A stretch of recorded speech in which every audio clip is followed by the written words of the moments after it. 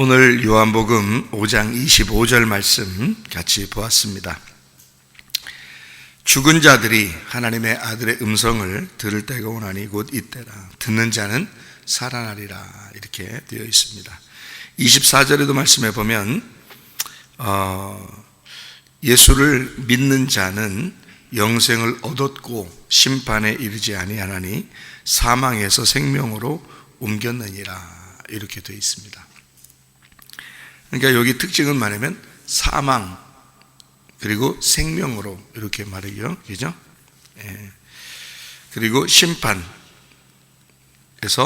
영생으로 이렇게 되어 있죠. 그러니까 사망에서 생명, 심판에서 영생 그리고 되어 있죠.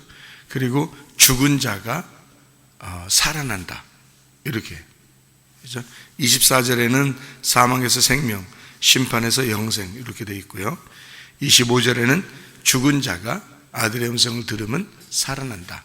그러면 죽은 이유는 왜 죽은 거예요? 아들 음성을 안 들은 거죠. 아들 음성을 안 들어서 죽은 거고, 아들 음성을 못 들어서도 죽은 거고, 아들 음성을 들으면 살아나는 거고, 그래서 죽은 자가 살아난다 이렇게 돼 있어요. 그럼 우리가 복음이라고 하는 거는 뭐라고 했어요? 고린도전서 15장 1절부터 4절에 복음은 뭐라고? 십자가와 부활. 그럼 십자가를 왜 졌지? 십자가는 죽음을 의미하는 건데 왜 죽는 거예요? 뭐 때문에? 십자가는 누구 때문에 죽는 거예요? 나 때문에 죽는 거예요. 내가 어때서? 죄인이기 때문에 그런 거예요. 그러니까 죄 때문에 죽는 거니까 사실은 십자가라고 하는 건 원래 막 좋은 건 아니죠. 십자가 그러면 사람들의 이미지상 옛날에는 십자가 하면 사형틀이란 말이에요. 사형틀. 그러니까 예수님이 만약에 목매달아 죽으셨다면, 그럼 목매달아 죽으면 이 교회 앞에다가 저기 밧줄 걸어놔야 되나? 여기다. 여러분이 그 밧줄 보면은 기분 어떻겠어요? 사람들 사형시킬 때 밧줄로 우리나라 옛날에 그 사형시키고 그랬는데요. 그 밧줄 걸어놓으면 기분 좋겠어요, 여러분 보면? 이상하겠죠? 만약에 총으로 이렇게 쏴서 죽이면, 권총 갖다 걸어놓으면 뒤에다, 교회 앞에다가 이렇게 권총 갖다 이렇게 걸어놓으면 이게 죽이는 거니까 총으로 죽였다면, 그러면 권총 걸어놓을까 여기다? 그러면 어떻겠어 기분이? 권총을 볼 때마다 기분이 좀 이상하겠죠. 어떤 사람은 사형당할 때 전기의자에다가 놓고서 사형당하거든요. 그러면 여러분 이 앞에다 십자가를 떼고 의자를 갖다 다 걸어놓는다면 어떨까요? 기분이. 그걸 볼 때마다 기분이 굉장히 안 좋겠죠. 그렇죠? 근데 여러분 십자가를 보면 어때요? 기분이 안 좋아요? 이상하죠? 십자가를 보는 게 똑같은 거거든요. 근데 십자가를 보면 기분이 안 좋은 게 아니라고. 십자가를 보면 영광스럽다고요. 십자가를 보면 왠지 마음이 뭉클하고 주님 생각하게 되고, 십자가는 우리의 영광이라고 생각된다고요. 십자가는. 희한하죠, 그죠? 근데 이제 물론 우리가 자랑할 것은 십자가밖에 없다. 성경에는 그것을 이제 성경에 나와 있으니까 우리는 그걸 보면서 그 십자가의 영광, 십자가의 자랑, 그것을 우리가 이제 생각하니까 십자가를 볼 때 자랑스럽고 기쁘고, 나 때문에 죽으신 그 주님 생각 한 번 더 하고 이런 마음이죠. 그러니까 우리가 이제 이것을 좋게 생각하는 건데, 사실은 십자가가 어떤 거예요? 성경에서는 사형틀이에요. 사형틀. 그러니까 옛날 사람들은, 지금 우리들은 이것을 자랑스럽게 여기지만, 예수를 믿는 사람들은 오히려 십자가를 자랑스럽게 여기지만, 옛날 사람들 같은 경우는 그거를 사형틀로 여기고 굉장히 기분 나쁜 것으로 생각했다고요. 십자가 그러면. 근데 사람들이 기분 나쁘게 생각하는 그 십자가가 우리한테는 자랑스럽고 행복하고 기쁜 것이 되었다. 자, 왜 그럴까요? 뭐 때문에 이렇게 됐을까요? 뭐 때문에 그렇게 됐냐 이거야. 이상하잖아. 그죠? 뭐 때문에 우리한테는 그런 마음이 됐을까요? 그러니까 이게 똑같은 거예요. 이게 무슨 말이냐면, 어떤 사람에게는 그게 죽음을 가져오지만 어떤 사람에게는 그것이 생명을 가져온다는 얘기야. 그러니까 여기서 말하는 요한복음 4장 24, 25절에 말씀하는 것처럼 어떤 사람에게는 사망인데 그게 어떤 사람에게는 생명이란 말이에요. 어떤 사람에게는 그게 심판인데 어떤 사람은 그것이 영생이라는 거죠. 그러니까 어떤 사람은 저것 때문에 죽은 자라고 하는 것을 생각하지만 어떤 사람은 저것 때문에 부활한다는 것을 생각한다는 거죠. 그러니까 똑같은 하나의 그 틀, 저 십자가라는 틀을 가지고 어떤 사람은 심판을 생각하지만 어떤 사람은 영생을 생각한다는 거고, 저 십자가를 볼 때 어떤 사람은 죽은 것을 생각하지만 어떤 사람은 부활을 생각한다는 거죠.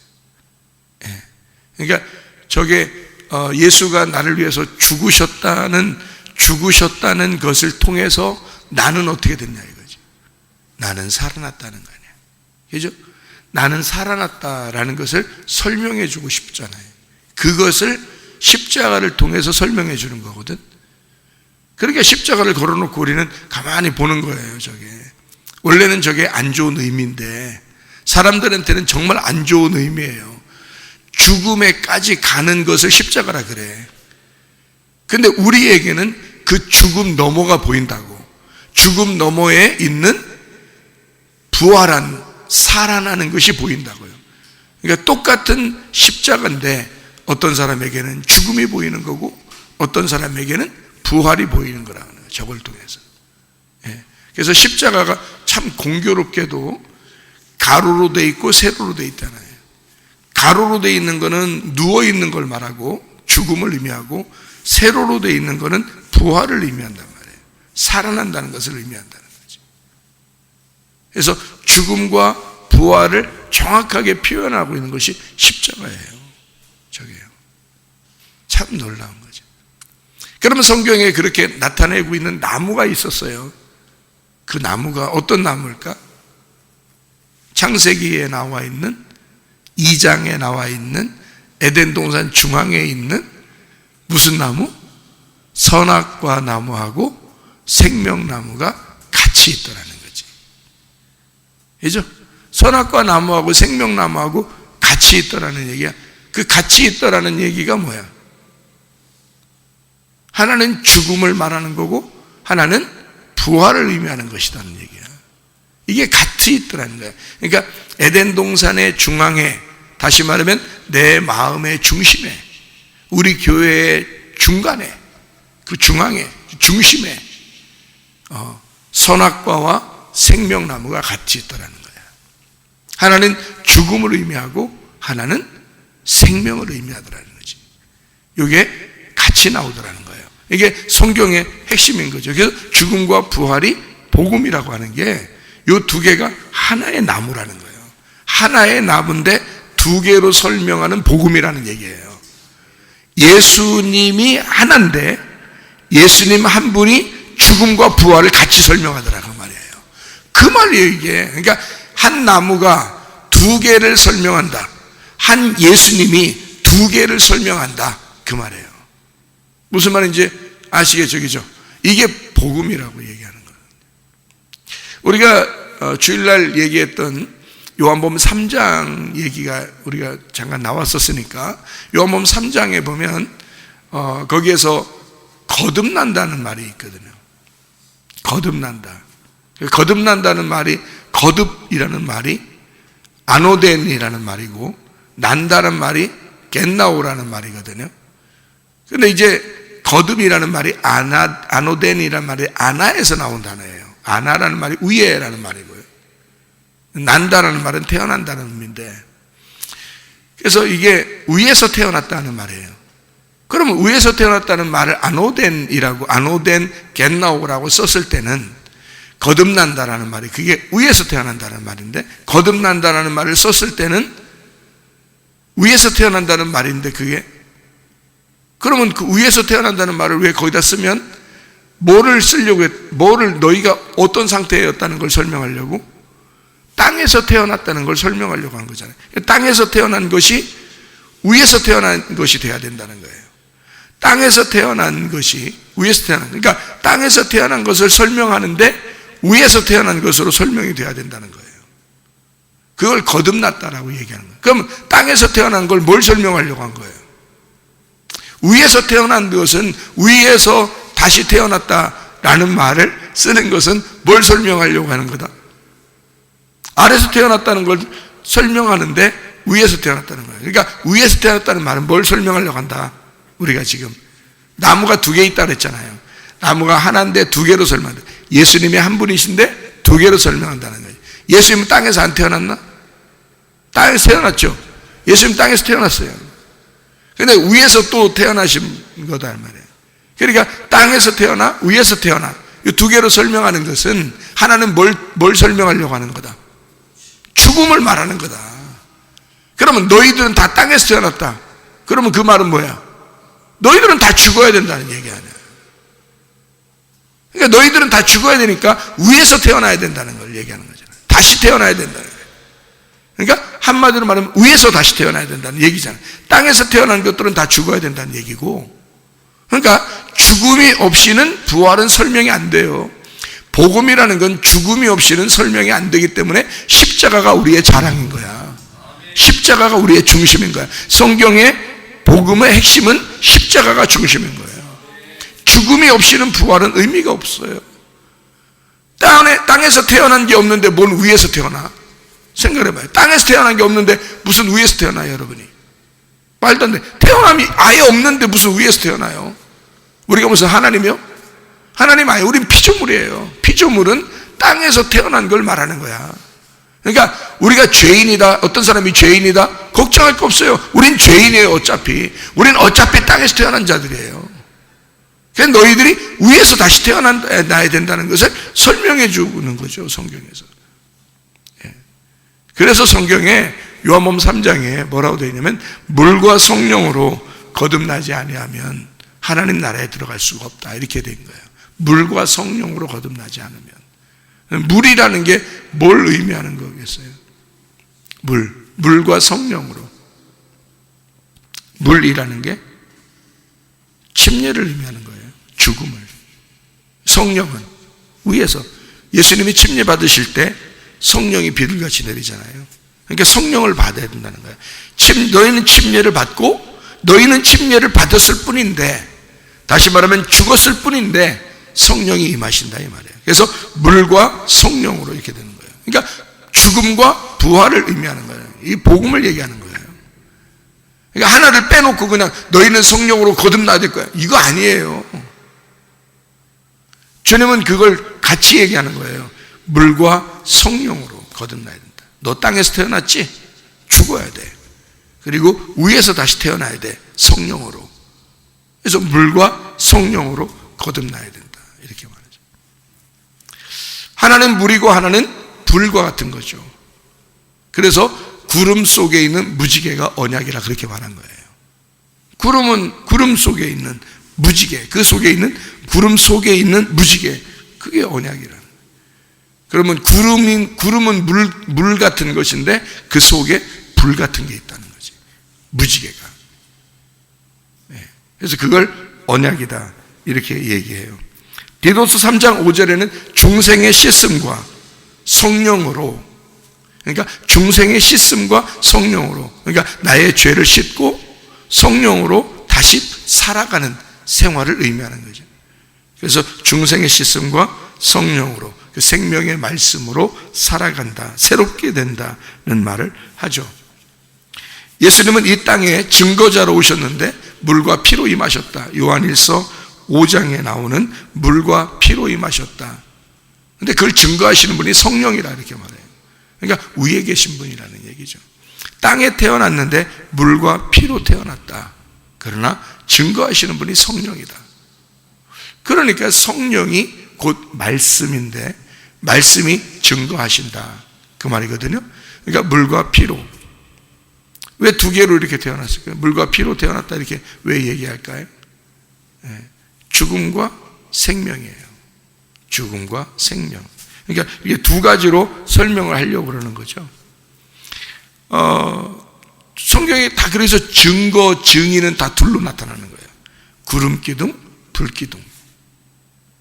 뭐겠어요? 구름 기둥, 불 기둥 그러면 낮에는 구름 기둥, 밤에는 불 기둥. 낮에는 더우니까 구름 기둥, 밤에는 추우니까 불 기둥. 아주 참 생각 잘하죠. 생각 잘해요. 지금 그렇게 적어도 하나님께서 이스라엘 백성들을 애굽에서 탈출시켜 가지고 광야에 데리고 나오면서 세상에 구름 기둥과 불 기둥, 기둥은 딱 두 개로만 그렇게 만들어서 나오는데, 그냥 낮에는 더울까봐 밤에는 추울까봐, 적어도 그 정도 생각 가지고 성경에서 그렇게 나올까? 그 정도 생각으로 선악과 생명나무 만들었을까? 적어도 그 정도의 생각으로 구름 속에는 무지개를 언약이라고 말했을까? 생각해봐요. 그리고 물과 성령으로 거듭나야 된다고 이렇게 말했을까?